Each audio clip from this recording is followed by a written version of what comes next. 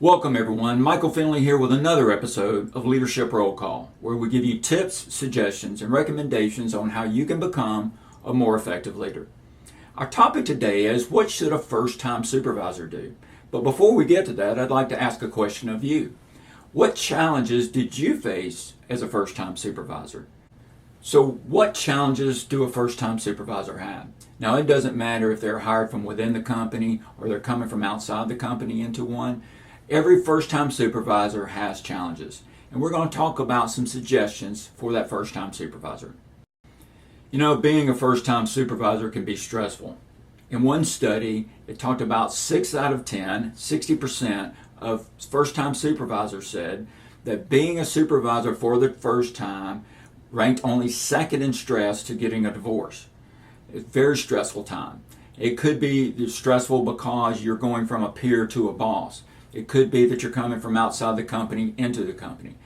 Being a first-time supervisor can be stressful, but we're going to talk about ways to overcome those challenges. Now, the first thing a first-time supervisor can do is dress professionally. Look, I know casual is the new cool, but you know what? As a first-time supervisor, you need to set the tone. You need to show that you're a leader. And you know those college t-shirts that you wore? No more. Those football jerseys that you wore in high school, get rid of them.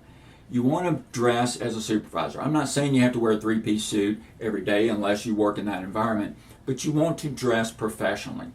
If you own a company, then you can wear a Metallica t-shirt every day. But until then, you want to dress professionally. The next thing you want to do as a first-time supervisor is immediately begin establishing a professional relationship with your coworkers and your employees. Now, what do we mean by that? Now, it could mean that you were a peer and you became a supervisor, or again outside the company, or transferred, or whatever. But you want to establish a professional relationship, not a friendly one.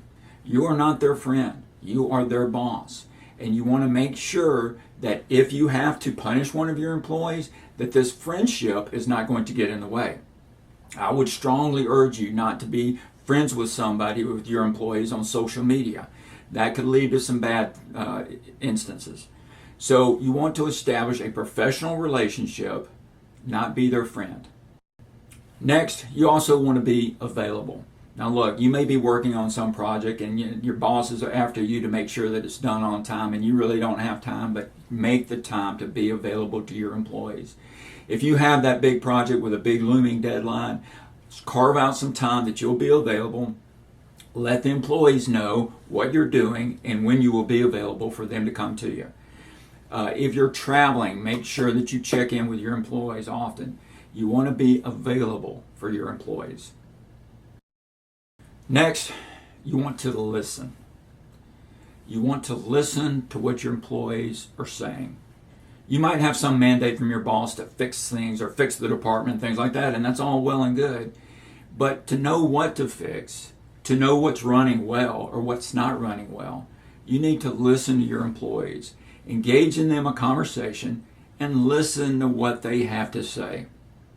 You want to listen to your employees. Next, you want to clarify expectations with your boss as well as your employees. You want to ask your boss what's expected of you. When should you give those reports?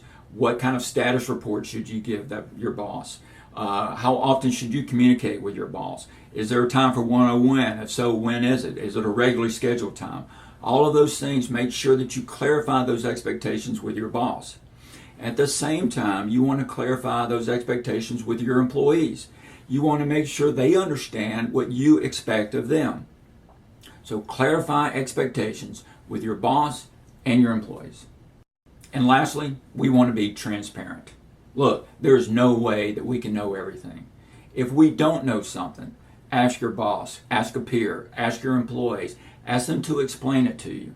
Make sure that you understand it. You don't want to go off half-cocked on something and not really know what you're talking about, because that would damage your credibility. If you don't know something, ask somebody.